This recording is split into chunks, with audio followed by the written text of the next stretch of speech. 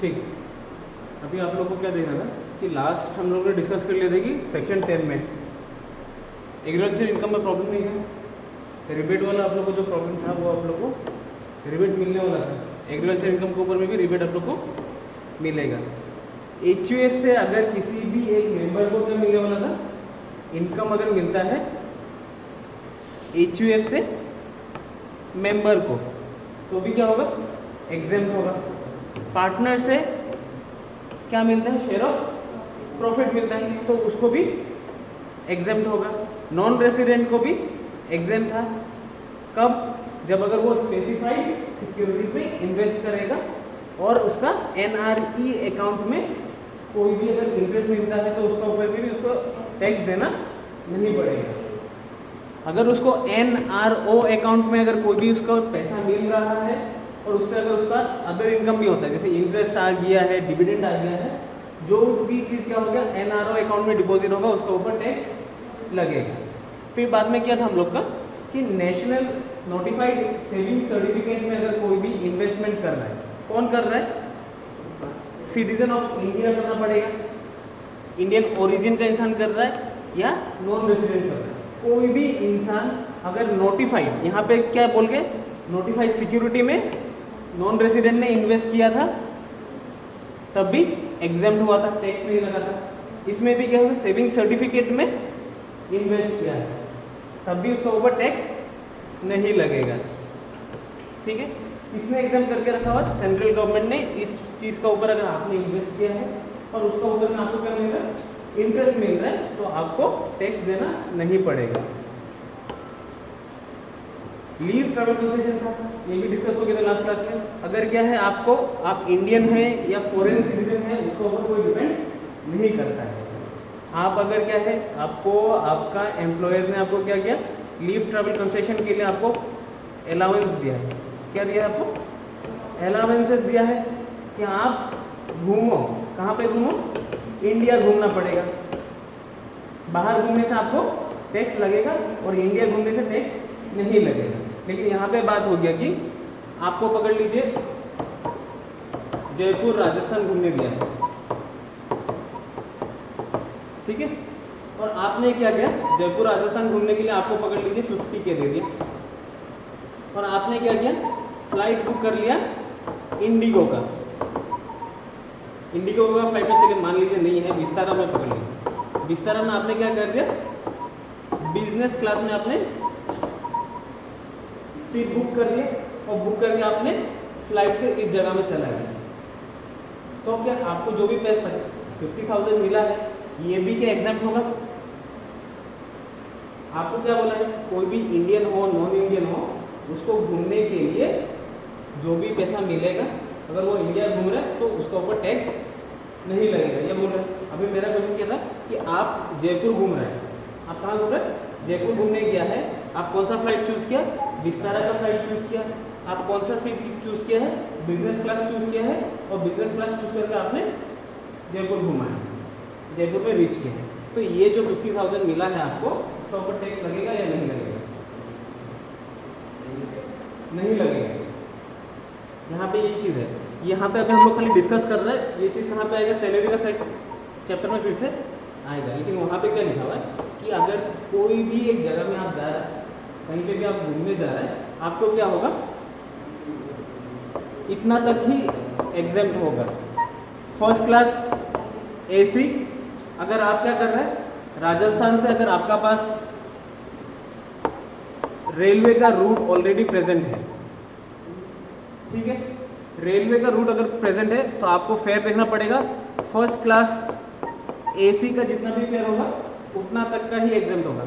मतलब पकड़ लीजिए, आपको दुलियाजान से अगर जयपुर जाने के लिए आपको अगर फर्स्ट क्लास एसी में 50,000 गिर रहा है तो आपका एग्जामिशन कितना ही होगा? 15,000 का ऊपर ही टैक्स देना नहीं पड़ेगा, बाकी सबका ऊपर। आप अगर पूरा आराम से घूम के पाँव फैला के जा रहे हैं तो उस आराम का भी पैसा देना पड़ेगा। आपको एग्जामिशन कितना है? फर्स्ट क्लास एसी तक का है। आप अगर मान लीजिए, अगर आपको उधर में क्या है, फ्लाइट का रूट है, क्या है? फ्लाइट का रूट है डिब्रूगढ़ से जयपुर तक फ्लाइट का रूट है। अगर उस जगह में क्या है, फ्लाइट का रूट, ট্ৰেইনত দিব লাগিব, ট্ৰেইনত যেতিয়া দিব লাগিব, যদি তোমাক কি ক'লো, মই ক'লো তোমাক প্ৰথমত সেই জেগাটোলৈ, যোনটো জেগালৈ তুমি গৈ আছা তাত ৰাস্তা থাকিব লাগিব। সেই ৰাস্তাটো যদি কেনেকুৱা আছে, বাই এয়াৰ তুমি ট্ৰেভেল কৰিছা, তেতিয়াহ'লে বাই এয়াৰ যদি ট্ৰেভেল কৰিছা, তোমাক এক্সামশ্যন কিমানলৈকে লিমিটেড থাকিব? ইকনমি ক্লাছলৈকে। মানে ফাৰ্ষ্ট ক্লাছ এচি প্ৰথমত, যদি ফ্লাইট কৰিছা ফ্লাইটত চাব প্ৰথমত। তুমি ফাৰ্ষ্টত কিহত গৈছিলা? ফ্লাইটত গৈছা, তো ফ্লাইটত চাব কি ইকনমি ক্লাছত যিমান ফেয়াৰ থাকিব সিমানলৈকে। ইকনমিত ধৰি লোৱা তোমাক ইয়াত কিমান গৈছিলে? 18,000 গ'ল। তো ইকনমিত যদি 18,000 গৈছে তো তুমি 50,000ৰ পৰা 18,000 মাইনাছ কৰা, বাকীকেইটাৰ ওপৰত তোমাক টেক্স দিব। ইয়াত ফ্লাইট আছিলে, ফ্লাইট পাই গ'লা, তুমি এতিয়া গ'লা বেলেগ ক'ৰবাত জেগাত। বিজনেছত যাওঁ, ধৰি লওক 25,000 মান ল'লে, 50,000 বা 25 ল'লে, 25 টেক্স দিব লাগে। ঠিক আছে, এতিয়া ধৰি লোৱা কি তুমি এনেকুৱা এটা জেগাত গ'লা য'ত কি হৈছে, ফ্লাইট নাই। তো আমি ফ্লাইটৰ লগত কম্পেয়াৰ কৰিব নোৱাৰিম। তেতিয়া আমি কিহৰ লগত কম্পেয়াৰ কৰিম? ট্ৰেইন। ট্ৰেইনত এচি টিকেট গৈছোঁ। যদি আমি বেলেগ কিবা দিও গৈছোঁ, আমি ঘোঁৰা গাড়ী দিও গৈছোঁ, বা আমি বেলেগকৈ চাৰ্টাৰ্ড প্লেন এটা হায়াৰ কৰি লৈছোঁ, তথাপিও আমাক কিমান আহিব? 15,000। যেতিয়া আমি প্লেনটোকে ধৰিব, প্লেন ধৰিব লাগিব নে এচিটো ধৰিব লাগিব? এচিটো ধৰিব লাগিব। তেতিয়া ধৰি লোৱা, তাৰপিছত কি হৈ গ'ল, তুমি এনেকুৱা এটা জেগাত গ'লা য'ত কি হৈ গ'ল, এচি নাই, বা তোমাৰ কি হৈ গ'ল, ট্ৰেইনৰ ৰুট নাই।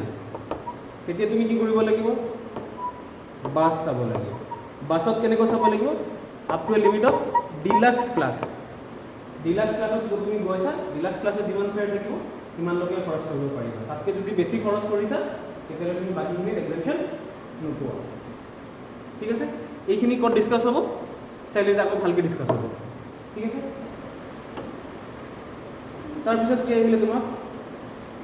ডিপ্ল'মেটছে যদি তোমাৰ কি পাইছে, ৰেমিউনাৰেশ্যন এটা পাইছে। ৰেমিউনাৰেশ্যন মানে কি হৈ গ'ল, চেলেৰি পাওক বা যিয়ে পাওক, পইচা এটা পাইছে কোনে?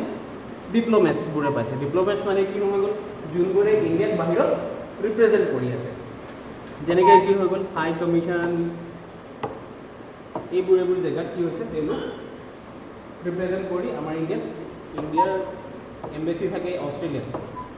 যদি কোন হ'ল, অষ্ট্ৰেলিয়াত হ'ল, অষ্ট্ৰেলিয়াত যোনটো ইণ্ডিয়ান এম্বেচি থাকিব, ইণ্ডিয়ান এম্বেচিত এজন মানুহ থাকিব যোনে কি কৰিছে, ইণ্ডিয়াক ৰিপ্ৰেজেণ্ট কৰিব। যাত যিমানো প্ৰব্লেম থাকে তাত আমি ইণ্ডিয়ান এম্বেচিত গৈ আমি ৰিপ্ৰেজেণ্ট কৰোঁ। এতিয়া তেওঁ যে ইণ্ডিয়ান এমপ্লয়ী হিচাপে, গভৰ্ণমেণ্টৰ এমপ্লয়ী হিচাপে তেওঁ ক'ত ৰৈ আছে? অষ্ট্ৰেলিয়াত ৰৈ আছে। আৰু তেওঁ যিমানখিনি পইচা পাব সেইখিনি কি হ'ব? এক্সাম্ট হ'ব। ঠিক আছে, তাৰপিছত কি আছিলে? ফৰেন এমপ্লয়ী আৰু non resident of a crew member. Crew member কিহত আছিলে? তোমাৰ শিপৰ যদি তুমি ক্ৰু মেম্বাৰ হোৱা আৰু তুমি কি পাইছা? চেলেৰি পাই আছা, তেতিয়াহ'লে তাৰ ওপৰত তোমাৰ টেক্স নালাগিব। Remuneration received by a foreign national. কোন হয়? তুমি ফৰেন নেশ্যনেল হয়। পাকিস্তানী হয় তুমি ধৰি লোৱা, ঠিক আছে। এতিয়া তুমি কি হৈ গ'ল, as an employee of a foreign enterprise services rendered by him during his stay in India. ইণ্ডিয়াত থাকিলে, ইণ্ডিয়াত থাকি ফৰেন কোম্পানী সাৰ্ভিস প্ৰভাইড কৰিছে। এইটো ক'ত থাকিলে, ইণ্ডিয়াত থাকিলে। পাকিস্তানী ক'ত থাকিলে, ইণ্ডিয়াত থাকিলে। ইণ্ডিয়াত থাকি সাৰ্ভিস ক'ত প্ৰভাইড কৰি আছে, চাইনাত প্ৰভাইড কৰিছে। ইণ্ডিয়াৰ পৰা চাইনাত সাৰ্ভিস প্ৰভাইড কৰিছে, অকল ইয়াত কাম কি কৰিছে, ইয়াত থকাৰো হৈছে। তেওঁ remuneration receive by foreign national, পাকিস্তানীজনে কি হ'ল ৰেমিউনাৰেশ্যন পাইছে অফ আ ফৰেন এণ্টাৰপ্ৰাইজ। ক'ৰ এমপ্লয়ী হয়, তেওঁ চাইনাৰ এমপ্লয়ী হয়।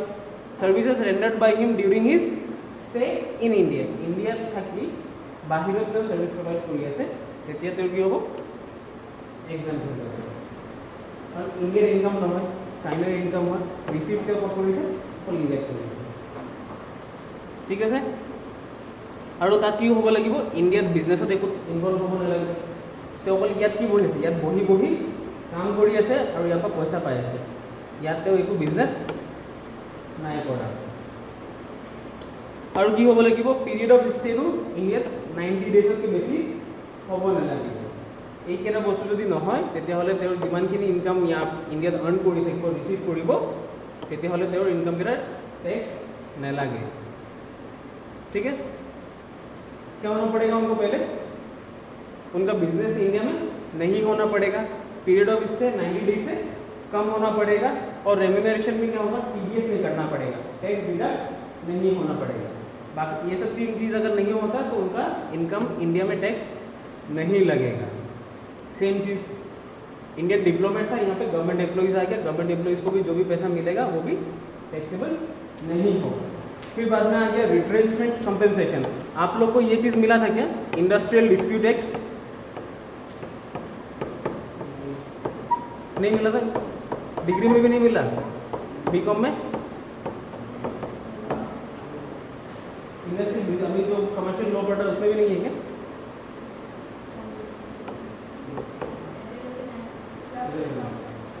तो इंडस्ट्रियल डिस्प्यूट लॉ में क्या बोलते हैं, अगर आप कोई भी एक क्या है इंडस्ट्री का एम्प्लॉई है और आप किसी भी कारण क्या हो गया, आपका इधर पे डिस्प्यूट हो गया। डिस्प्यूट मतलब लड़ाई हो गया। लड़ाई किस किस का बीच में, एम्प्लॉयर और एम्प्लॉय का बीच में।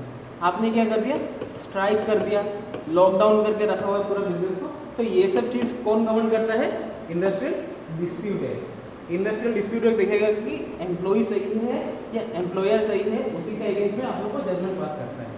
तो क्या हो गया, अगर आप कोई भी एक जगह में क्या था, इस कंपनी में आप एम्प्लॉय था और आपने एम्प्लॉय करने का काम करने का बाद में आप लोगों को क्या हुआ, निकाल के ले जाता है। कुछ काम हुआ, आपने कुछ काम किया, ऐसा किया जिसका वजह से आपको क्या किया, कंपनी से निकाल दिया। निकाल देने का बाद में क्या हो गया, आपको पार्टीशन का टाइम में आपको कुछ एक पैसा दिया जाता है, जिसको क्या बोला जाता है, फुल एंड फाइनल सेटलमेंट बोला जाता है। वो फाइनल सेटलमेंट क्या हो सकता है, वो आपका दोनों म्यूचुअल कंसेंट में भी हो सकता है और नहीं भी हो सकता है। तो फुल एंड फाइनल सेटलमेंट में क्या होता है, आपको जो भी ड्यूज रहा हो, आपका लीव आपने क्या किया, अवेल नहीं किया है, आपको हर एक साल आपको जितना भी लीव मिल रहा था वो अवेल नहीं किया है, और आपका जो भी ड्यूज था, जैसे आपका बेसिक रह गया होगा, आपका लीव रह गया होगा, आपका ग्रेचुटी रह गया होगा, जो भी चीज़ आपको मिलना चाहिए वो सब चीज़ आपको मिला जाता है। वो किसका फॉर्म में मिला जाता है, फुल एंड फाइनल सेटलमेंट के हिसाब से आपको एक ही बार में दिया जाता है। तो रिट्रेंचमेंट कंपेंसेशन ये बोलता है कि इंडस्ट्रियल एक्ट का अंडर में अगर आपको कोई भी एक एंटिटी से निकाला गया है तो आपको, और उसमें क्या हो गया, आपको कुछ भी एक अमाउंट मिला है, आपको इंडस्ट्रियल डिस्प्यूट एक्ट का अंदर में आपको कोई एक एंटिटी से निकाला गया है और आपको एक कुछ एक अमाउंट मिला है, तो उसमें से जितना भी अमाउंट मिला है लोअर ऑफ बीस में आपको मिल जाएगा। आपको अगर पकड़ लीजिए 7 लाख रुपया मिला है, कितना मिला आपको, 7 लाख रुपया, तो आपको लोअर ऑफ 3 में काउंट करना पड़ेगा। मतलब इन तीनों में से जितना भी अमाउंट लोअर होगा उसका ऊपर आपको टैक्स देना नहीं पड़ेगा। 7 लाख में से an amount calculated according to this act, पकड़ लीजिए आपको इंडस्ट्रियल डिस्प्यूट एक्ट का कैलकुलेशन करने के बाद में आपको मिला है 5,50,000 रुपया। ठीक है, इसका अभी तक हम लोग का पास में कोई भी फॉर्मूला दिया नहीं है। आप लोग का भी क्वेश्चन में भी अगर जब आएगा तब आप लोग को ये अमाउंट ऑलरेडी डिक्लेयर कर दिया जाएगा।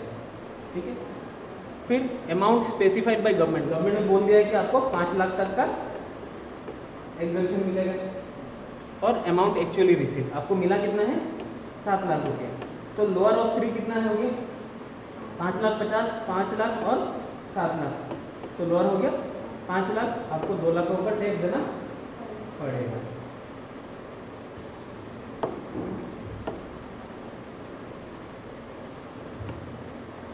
फिर बाद में क्या हो गया, वॉलंटरी रिटायरमेंट, वीआरएस आपने ले लिया। वॉलंटरी रिटायरमेंट क्या हो गया, आपको रिटायरमेंट होने का पहले ही आपने क्या कर दिया, कंपनी से अपना मर्जी से निकलने चले गए।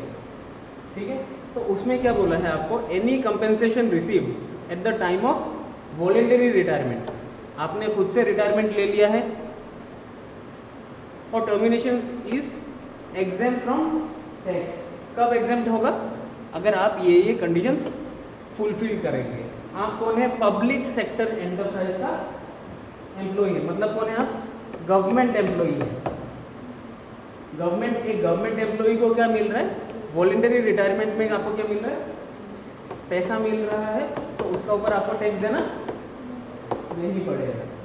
अगर आप कौन है, इस जगह का एम्प्लॉइज है, पब्लिक सेक्टर कंपनी का है, अदर कंपनीज का है, ये सब जगह का क्या कौन है, आप एम्प्लॉई है, और आपको तब जाके आपको टैक्स देना नहीं पड़ेगा। ठीक है, लेकिन एग्जम्पशन कितना है, 5 लाख का। 5 लाख से ज़्यादा मिलेगा तो बाकी में आपको टैक्स देना पड़ेगा। ठीक है, tax on perquisite paid by employer.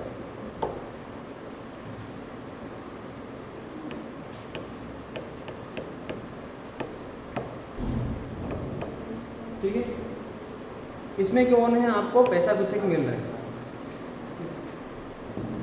आप कौन है, एम्प्लॉयर है, एम्प्लॉयर से एम्प्लॉय को कुछ भी एक पैसा मिला है, पकड़ लीजिए। अभी हमको पता था कि ये जो भी पैसा मिला है ये एज ए अलाउंस आ जाएगा, और इस अलाउंस के लिए क्या करना पड़ेगा, एम्प्लॉय को टैक्स देना पड़ेगा।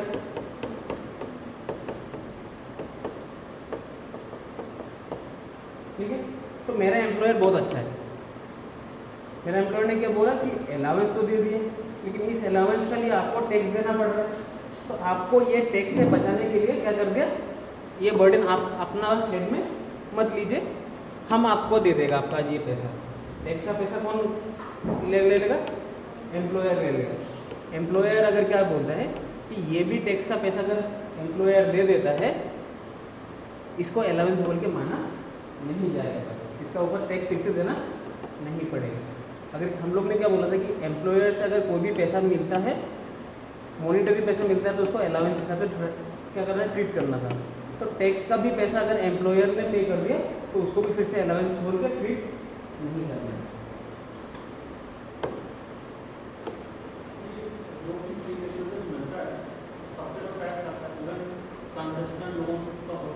हाँ, कंसेशनल का लोन में भी लगता है, और आपको नॉन मॉनेटरी जो बेनिफिट होता है उसका भी करते हैं, आपको गैस भी दे रहे हैं, बिजली भी दे रहे हैं, उसका नॉमिनल चार्ज है तो वो सबके टैक्स आता है, सबसे टैक्स है।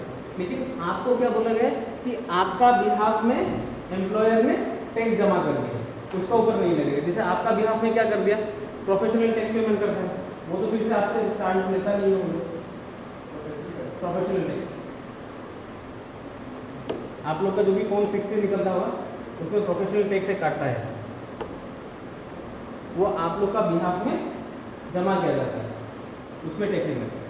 फिर बाद में क्या हो गया कि लाइफ इंश्योरेंस पॉलिसी से क्या मिल रहा है आप लोग को, पैसा मिल रहा है। LIC में क्या हो गया, आपका पहले प्रीमियम देखा जाएगा। LIC का पॉलिसी का सम एश्योर्ड रहता है, एक चीज़ रहता है सम एश्योर्ड, मान लीजिए आप लोग का 10 लाख रुपये, मतलब क्या हो गया,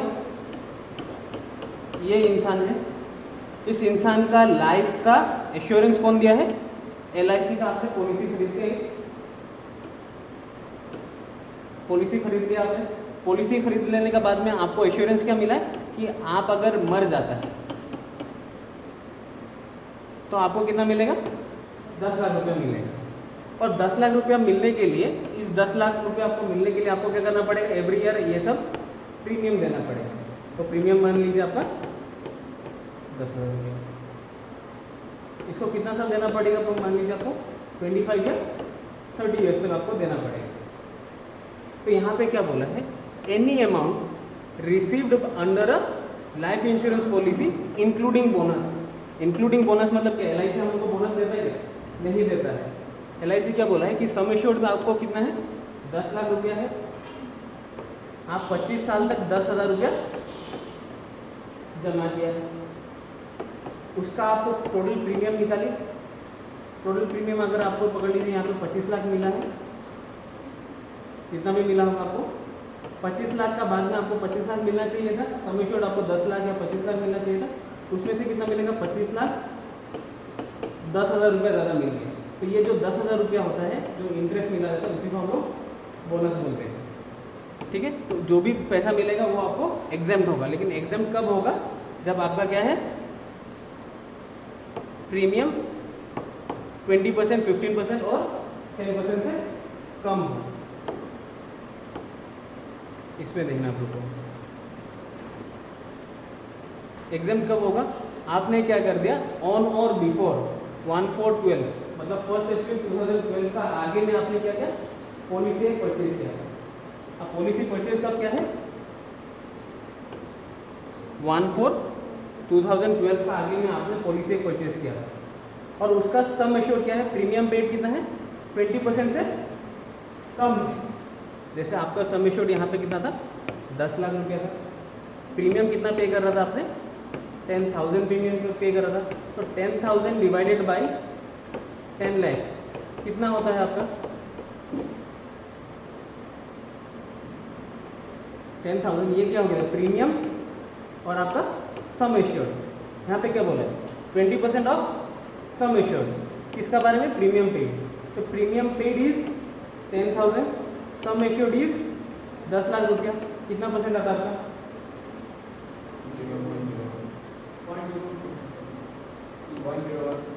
0.01। तो आपका ये चीज़ फुलफिल हुआ है। आपका जो भी आपने क्या किया, प्रीमियम जो पे किया है वो 20% ऑफ सम एश्योर्ड से ज़्यादा है या कम है, कम है। तो अगर कम है तो आपको जो भी पैसा मिलेगा इस पॉलिसी के अंडर में वो एग्जेम्प्ट होगा। आपका अगर प्रीमियम पेड जो भी है, प्रीमियम पेड ये है आपका, अगर प्रीमियम पेड का percentage as compared to the sum assured 20% से कम है और आपने उस पॉलिसी को 1/4/2012 का पहले लेके रखा है, तो आपको टैक्स देना नहीं पड़ेगा। आपने क्या कर दिया, 1/4/2012 1 अप्रैल 2012 का बाद में पॉलिसी खरीदा है, पकड़ लीजिए आज को लास्ट ईयर खरीदा है आपने, ठीक है। 1 अगस्त को आपने क्या खरीदा, पॉलिसी खरीदा है। पॉलिसी का वैल्यू कितना है, 1 लाख रुपया। पॉलिसी का वैल्यू कितना है, 1 लाख रुपया। मतलब क्या होगा, सम एश्योर्ड हमारा 1 लाख रुपया। और हम क्या कर रहे हैं, प्रीमियम पे कितना कर रहे हैं, 5,000 प्रीमियम पे कर रहे हैं। तब हम जो भी पैसा मिलेगा मुझे वो एग्जेम्प्ट होगा या टैक्सेबल होगा। सम एश्योर्ड है आपका 1 लाख रुपया, प्रीमियम पेड है आपका 5,000। तो आपका प्रीमियम पेड का परसेंटेज पहले निकालना पड़ेगा। आपने पॉलिसी खरीदा है 1/4/2012 का, बाद में आपने पॉलिसी खरीदा है, तो आपको जो भी पैसा मिलेगा आपको यहाँ पे क्या देना पड़ेगा, प्रीमियम पेड का परसेंटेज निकालिए। 5,000 डिवाइडेड बाय 1 लाख कितना होगा आपका, 5%, ठीक है। 5% होता है तो आपका ये भी इससे भी कम है। इससे अगर कम है तो आपको जो भी पैसा मिलेगा वो उसका ऊपर टैक्स नहीं लगेगा। अगर 5,000 का जगह में अगर 50,000 हो गया तो 5,000 का जगह में अगर 50,000 हो गया तो ये कितना परसेंट हो जाएगा, 50% अगर हो गया तो मतलब क्या हो गया, आपने 1/4/2012 का बाद में पॉलिसी खरीदा है और आपका प्रीमियम पेड क्या है, सम एश्योर्ड से मोर देन 10% है, और आपका जो भी पैसा बाद में मिला होगा, मैच्योरिटी में मिला होगा, उसका ऊपर टैक्स पूरा पूरी लग जाएगा। लेकिन टैक्स पूरा पूरी में लगेगा या आपने जितना प्रीमियम पे किया था उससे लेस करने का बाद में आपको लगेगा? हाँ, उसको लेस करना पड़ेगा, उसका बाद में जो भी एक्स्ट्रा अमाउंट मिला होगा उसका ऊपर आपको टैक्स देना पड़ेगा। ठीक है, फिर पकड़ लीजिए, आपका क्या हो गया, पॉलिसी आपने क्या कर दिया, 1 लाख से कम वाला पॉलिसी आपने खरीद दिया। तो अगर आपको सम इंश्योरेंस कंपनी से अगर 1 लाख से कम वाला पैसा मिल रहा है तो आपका ऊपर कोई भी टैक्स नहीं लगेगा और उसका ऊपर टीडीएस भी डिडक्ट नहीं होना चाहिए। टैक्स नहीं लगेगा नहीं बात है, लेकिन आपको टीडीएस नहीं कटेगा।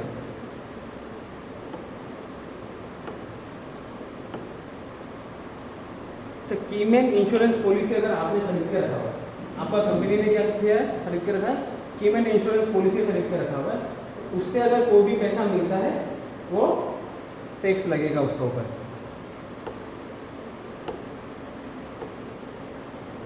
एजुकेशनल स्कॉलरशिप, आपको क्या मिला है, स्कॉलरशिप मिला है, उसका ऊपर भी आपको ऊपर टैक्स नहीं लगेगा। डेली अलाउंस टू एमपी, उसका ऊपर टैक्स नहीं लगेगा। अच्छा, एमपी जो भी है, एमपी को क्या मिला जाता है, सैलरी मिलता है, सैलरी नहीं बोलेंगे हम लोग उसको, रेम्यूनरेशन मिलता है। ठीक है, तो ये जो रेम्यूनरेशन क्या मिलता है, किसको मिल रहा है, एमपी को मिल रहा है। कहाँ से मिल रहा है, सेंट्रल गवर्नमेंट से मिल रहा है। उसको हम लोग सैलरी बोल के ट्रीट करेंगे या नहीं?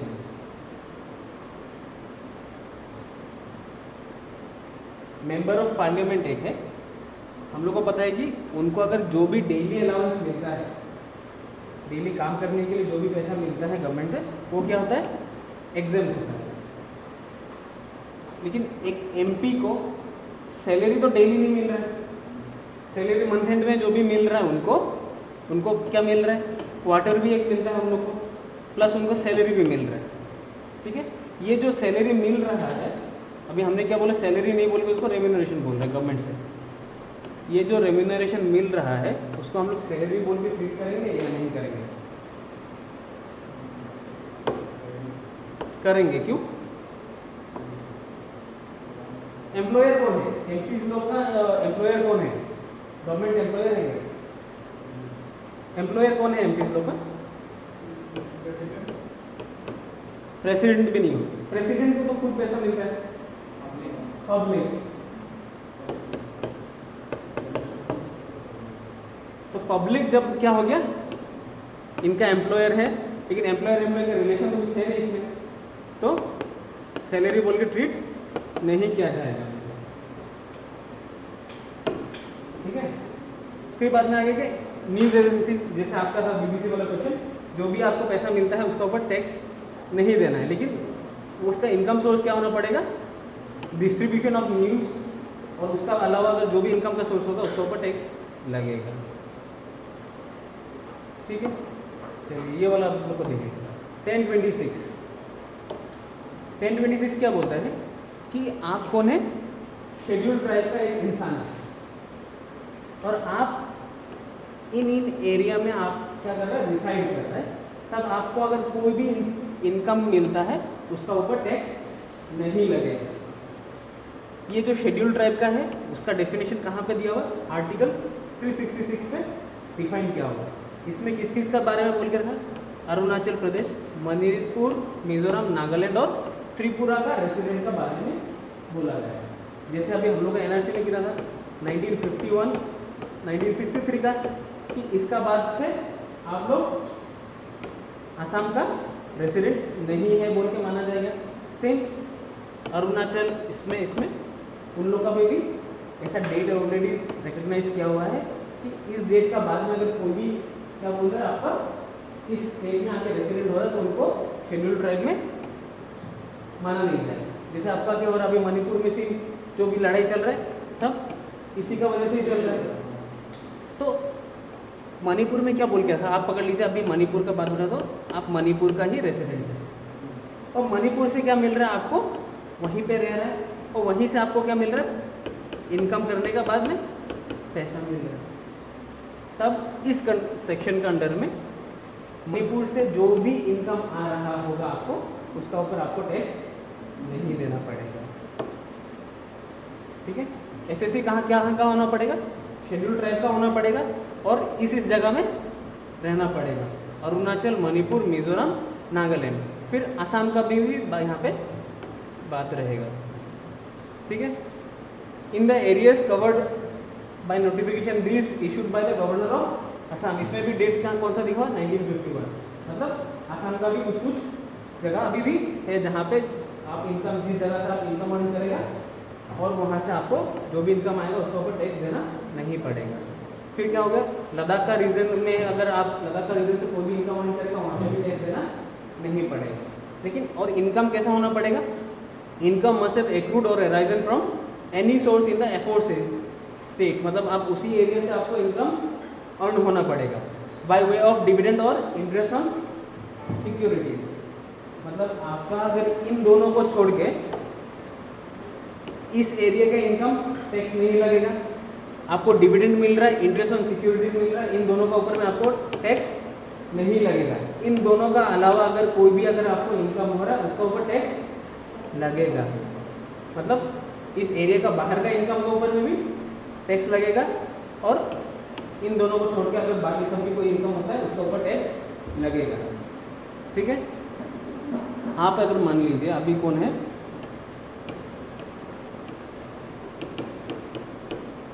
मणिपुर का आप शेड्यूल ट्राइब का एक इंसान है, और आप काम कहाँ कर रहे हैं, एजीसीएल में काम कर रहे हैं।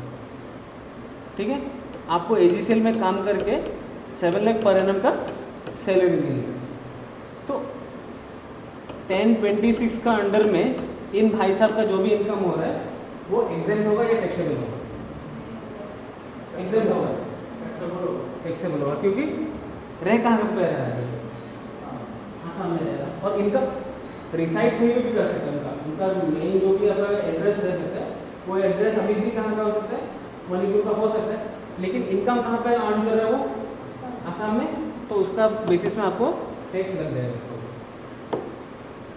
सेम चीज़ आपका जैसा मणिपुर, नागालैंड इसका था, सिक्किम इस लोग का लिए भी क्या है, जो भी इनकम अर्न करेगा उसका ऊपर टैक्स देना नहीं।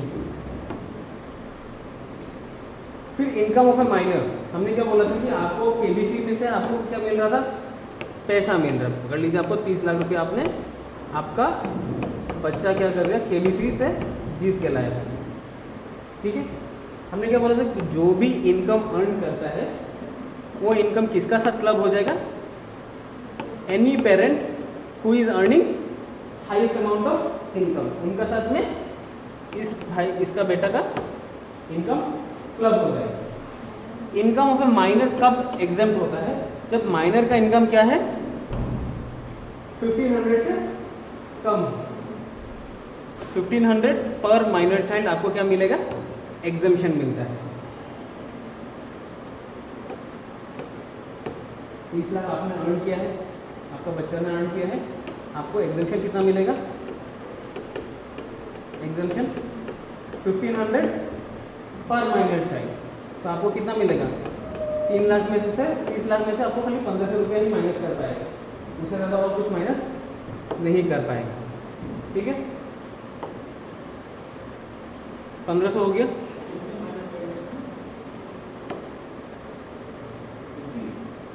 ये और एक लोअर है, 1500 है,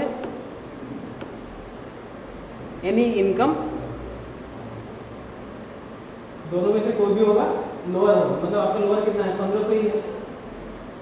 amount of income of each minor child, आपका अगर माइनर चाइल्ड का इनकम कितना है, 30 लाख रुपए है, 30 लाख और आपका 1500, उनमें से क्या बोला आपको, लोअर लेना है, तो लोअर कौन सा आपका 1500, तो आपको डिडक्शन कितना मिलेगा, एग्जाम्पशन 30 लाख में से खाली 1500 का ही मिलेगा,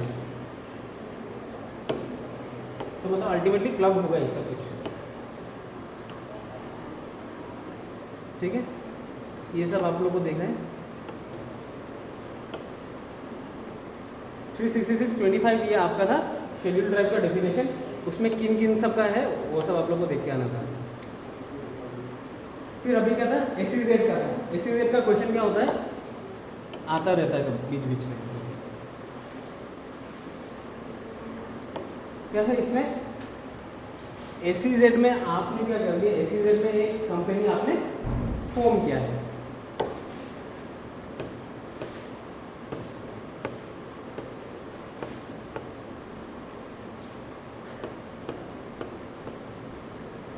जैसे कैसे होता है, अभी अदानी का पोर्ट रहता है, अभी गुजरात में और एक चीज नया करके खुला था,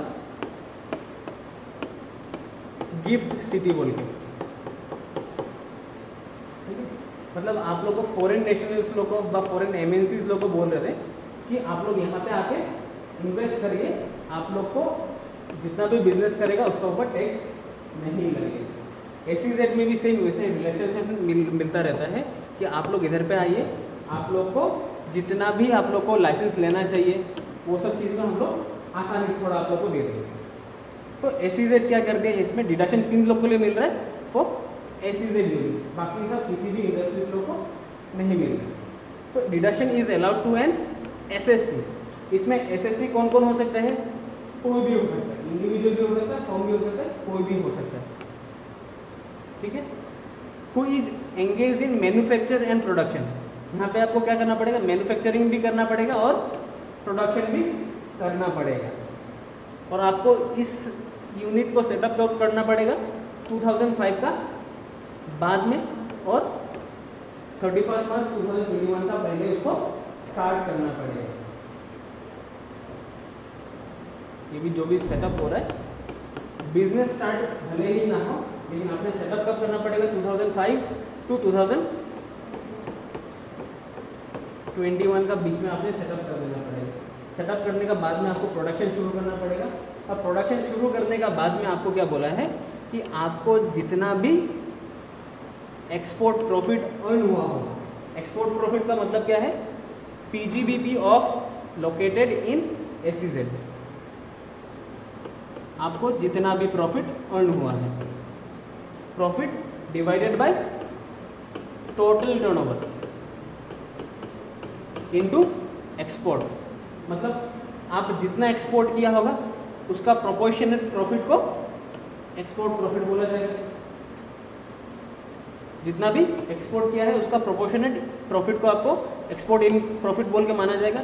और पहला 5 साल में आपने जितना भी एक्सपोर्ट प्रॉफिट अर्न किया होगा उसका आपको डिडक्शन मिल जाएगा।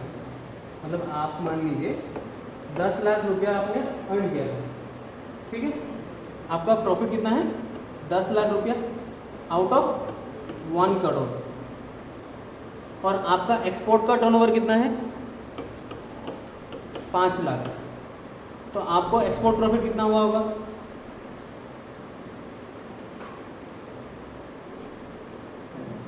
कितना हुआ होगा,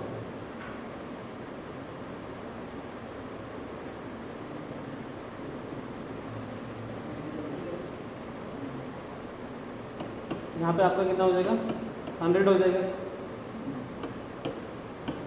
20 मतलब आपका 1/20 होने से कितना होता है आपका,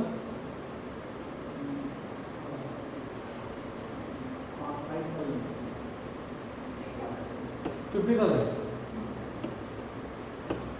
तो आपको एक्सपोर्ट प्रॉफिट मतलब कितना हो जाएगा, इस केस में आपको 50,000 का डिडक्शन मिल जाएगा। मतलब आपका इनकम कितना था, 10 लाख, 10 लाख में से 50,000 का डिडक्शन मिल जाएगा आपको, और 9,50,000 का ऊपर आपको टैक्स देना पड़ेगा, ठीक है। ये किसका लिए था, फर्स्ट 5 ईयर में। सेकेंड नेक्स्ट 5 ईयर में आपको 50,000 और 50% ऑफ एक्सपोर्ट प्रॉफिट का ऊपर आपको डिडक्शन मिलेगा। और फिर ये 5 साल में, ये 10 नंबर वाला साल में, और ये 15 नंबर वाला साल में आपको क्या मिलेगा, आपने SEZ का री इन्वेस्टमेंट अकाउंट में जितना भी पैसा डिपॉजिट किया होगा और 50% of export profit which ever is lower, उसमें आपको उतना का डिडक्शन मिल जाएगा। पहले आपको देना पड़ेगा कि आपने आपका कंपनी ने एज ए री इन्वेस्टमेंट अकाउंट में कितना पैसा डिपॉजिट किया है। 50% ऑफ एक्सपोर्ट प्रॉफिट को देखना है, दोनों में से जो भी लोअर होगा उसका डिडक्शन आपको मिल जाएगा। ये कौन सा साल में मिलेगा आपको? 15 नंबर ईयर में मिलेगा, मतलब आपको 11, 12, 13, 14 इन 5 साल में आपको इसी अमाउंट का डिडक्शन मिलता रहेगा।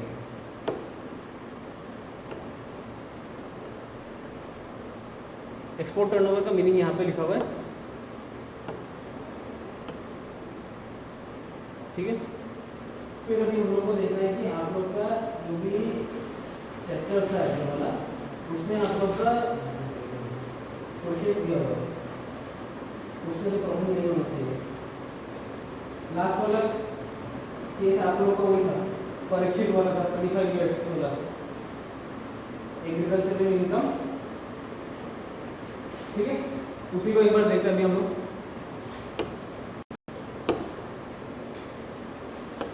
कैलकुलेटर आप लोग को यहीं से हम लोग दिखा देगा आपको।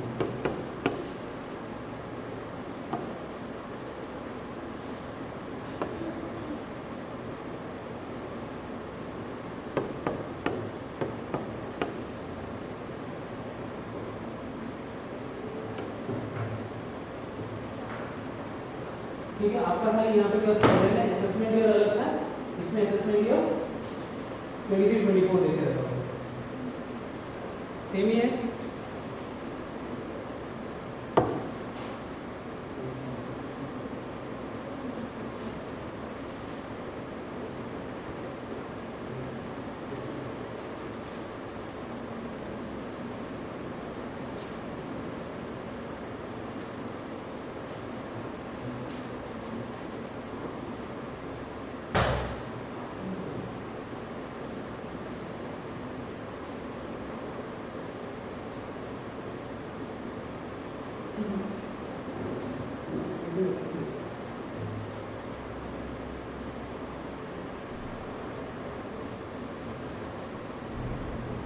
चलिए, अब यहाँ पे क्या बोला है, सब कुछ सेम ही था आपका। Parikshit age 25 years, growing, TL manufacturing, profit कितना है 10 लाख, 10 लाख में से 60-40 आप लोग का सेम था।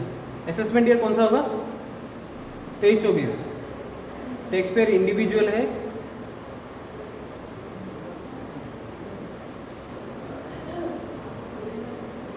चलिए। सैलरी से कुछ इनकम दिया था नहीं है।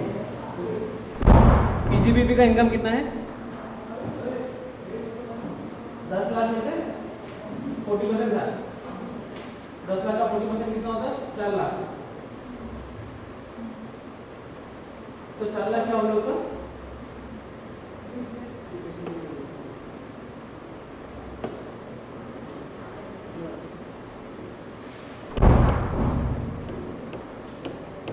ठीक है, 2 लाख क्या था? ग्रीन लीफ सेल था आपका।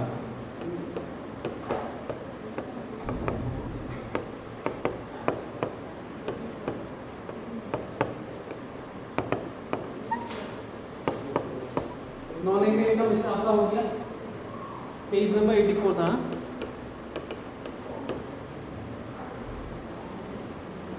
तो आपका 10 लाख का आपका कितना एग्रीकल्चरल इनकम, उसमें से 2 लाख ये पीजीबीपी इनकम था, उसमें से एग्रीकल्चर इनकम 2 लाख निकल गया, 8 लाख नॉन एग्रीकल्चर इनकम। ये जब क्या था आपका टी से जब था, तो इसका क्या हो गया 60-40 होगा। 60-40 इज योर 60 क्या था बिजनेस इनकम या agriculture income? 60 is your agricultural income, या और 40 क्या था बिजनेस इनकम। तो 80 का 60 कितना हो गया 4,80,000 और ये आपका 3,20,000। तो आपका बिजनेस इनकम कितना हुआ? Business income is 3,20,000। Agricultural income कितना हुआ आपका 2 + 4.8 6,80,000। तो टोटल में कितना हो गया आपका 10 लाख ये मिल रहा था। तो यहाँ पे हम लोग को देखना है कि एग्रीकल्चरल इनकम को इतना पकड़ना है और पीजीबीपी को 3,20,000 पकड़ना है।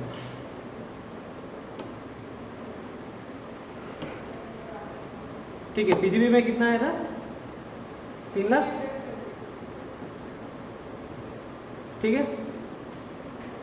फिर आपका एग्रीकल्चर इनकम कितना है 680,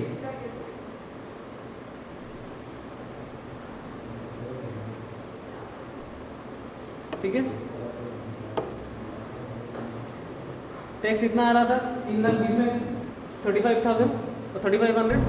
फिर रीबेट का क्वेश्चन था, रीबेट मिला, इनकम टैक्स आफ्टर रीबेट, इसमें कितना हम लोग का है, मुझे टैक्स कितना आ रहा है अभी 14,000 का टैक्स आ रहा है, 14,000 का टैक्स आ रहा है। तो रीबेट मिला है कि नहीं मिला, मिला है। 14,000 में से 12,500 मेरा रीबेट मिल गया है। रीबेट मिलने के बाद 1,500 मिल गया है। जो आपका क्वेश्चन था गलत था, ठीक है।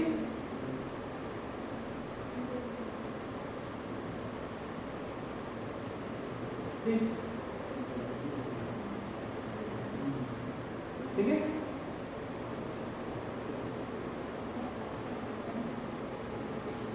अभी और आप लोगों को पेज नंबर 80 से 85 तक कोई भी क्वेश्चन है तो बोलिए, उसके बाद हम लोग रेगुलर सैलरी में जाएंगे।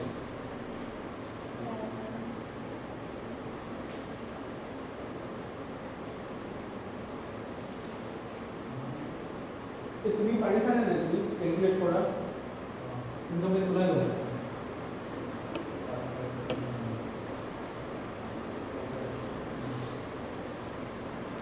बाकी ना सैलरीज में। चलिए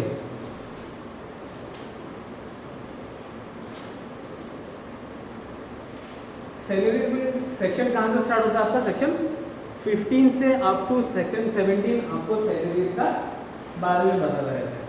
तो पहला जो सेक्शन है चार्जिंग सेक्शन, हम लोग ने क्या डिसाइड किया था कि पहले में चार्ज कहाँ से लगता है वो देखना पड़ेगा। तो चार्जिंग सेक्शन बताता है कि आपको कहाँ कहाँ से पैसा आने से उसको सैलरी का हेड में आपको पकड़ना है। तो पहला जो सैलरी का कहाँ से पैसा लगता है वो कौन सा सेक्शन बता रहा है, सेक्शन 15। सेक्शन 15 चार्जिंग सेक्शन क्या बता रहा है, due or receipt basis whichever is earlier. आपको अगर पैसा मिलने वाला है, आप पूरा श्योर हो गया, तभी आपको टैक्स लग जाएगा। वो आपको मिलना, आपका बैंक अकाउंट में क्रेडिट होना, आपको कैश मिलना वो नेसेसरी नहीं है।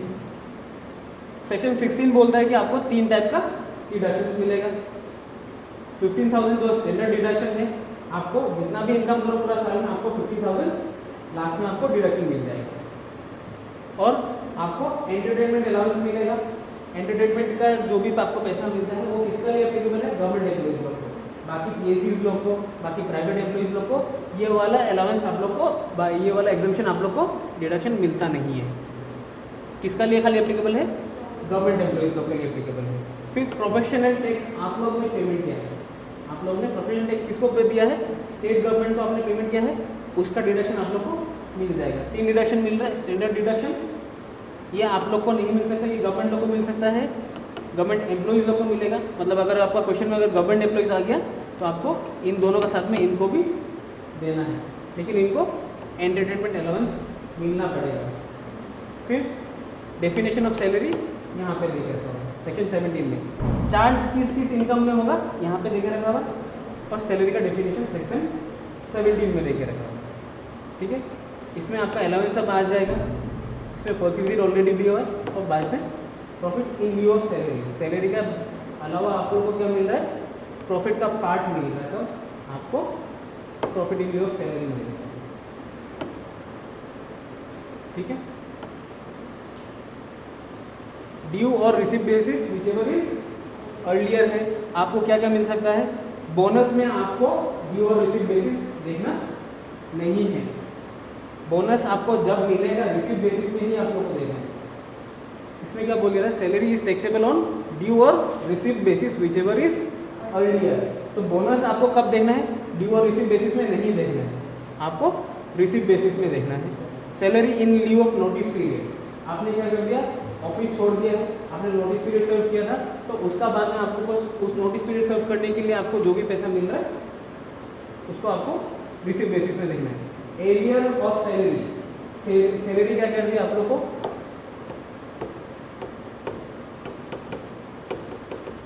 तीन महीने का आपको सैलरी मिलना चाहिए था, वो पैसा क्या हो गया, आपको बैंक अकाउंट में पैसा डिपॉजिट नहीं हुआ। जिस साल में आपका ये पैसा मिलेगा उसी साल में उसको टैक्स लगाना है, ठीक है।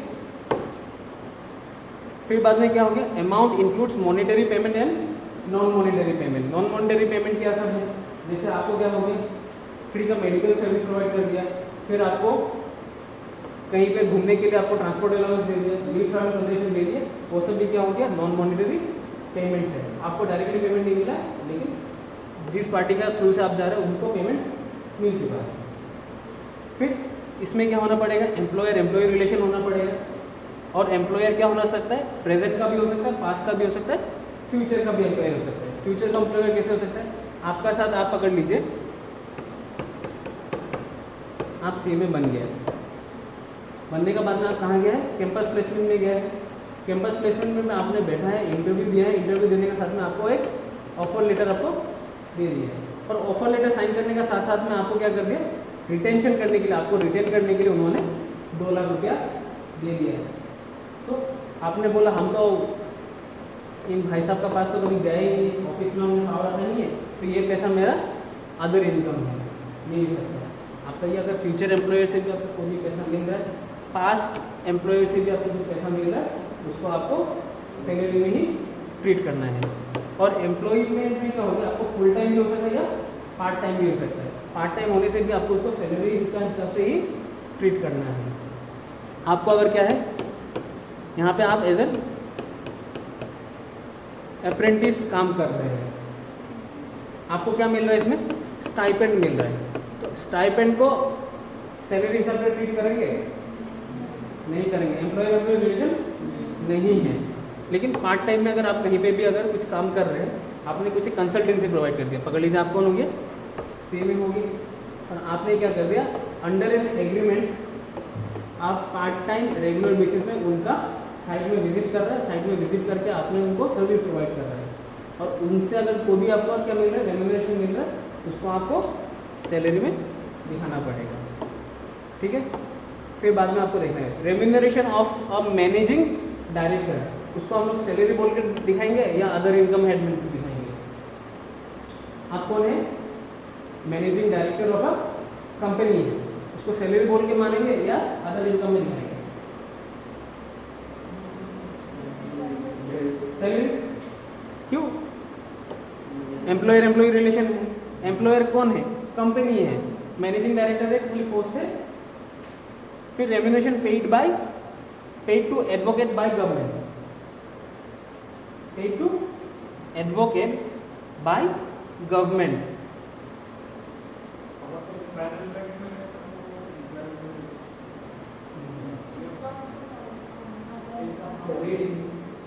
सैलरी नहीं हो सकता, सैलरी नहीं होता, गवर्नमेंट एडवोकेट का एम्प्लॉय नहीं है, ठीक है। रिसीव रेम्यूनरेशन रिसीव बाय जज, सेम चीज आपका जोली एलएलबी देखा था आप लोग ने,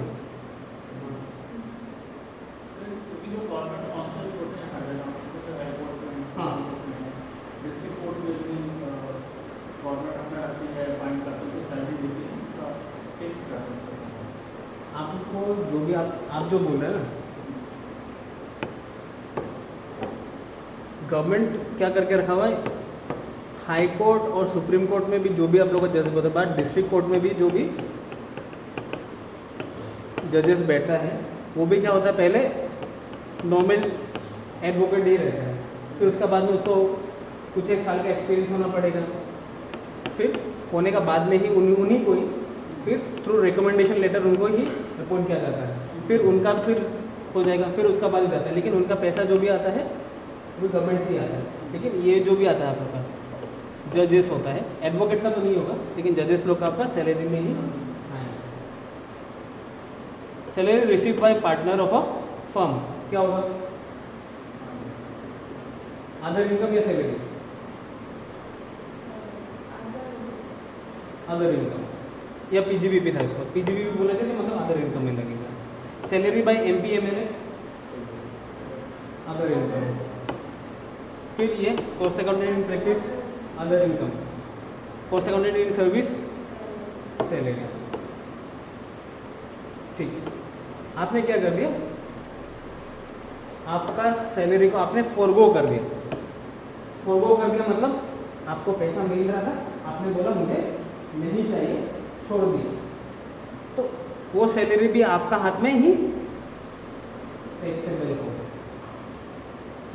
surrender of salary to central government, ये पैसा क्या है, ये टैक्सेबल क्यों हुआ, और सेंट्रल गवर्नमेंट को अगर आपने पैसा सरेंडर करके दे दिया, इसको टैक्स क्यों नहीं लगा, डिफरेंस क्या है?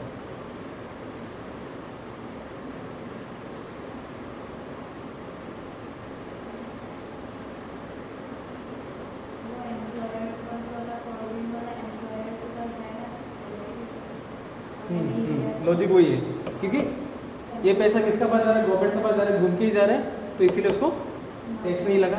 ये लेकिन घूम के नहीं जा रहा था, तो उसके ऊपर टैक्स लगा। ठीक है, फिर ये सब हो गया। अलाउंसेस में भी आपका क्या है, फुल्ली टैक्सेबल अलाउंसेस होता है, जो कि आपका क्या होता है, पूरा पूरी में आपको जितना भी पैसा मिल रहा है उसके ऊपर टैक्स लगेगा। किसी किसी में क्या होता है, आपका पूरा पूरा एग्जाम होता है, किसी में आपका पार्शियल होता है, कुछ एक पोर्शन क्या होगा टैक्स लगेगा, किसी एक पोर्शन में आपको टैक्स नहीं लगेगा। परक्विजिट में भी क्या होता है, taxable in the hands of all employees, specified employees, और क्या होता है, टैक्स फ्री परक्विजिट भी होता है। आपको टैक्स फ्री परक्विजिट का किसी के पास एग्जाम्पल है? ऐसा बेनिफिट है जिसका ऊपर आपको टैक्स नहीं लगता है।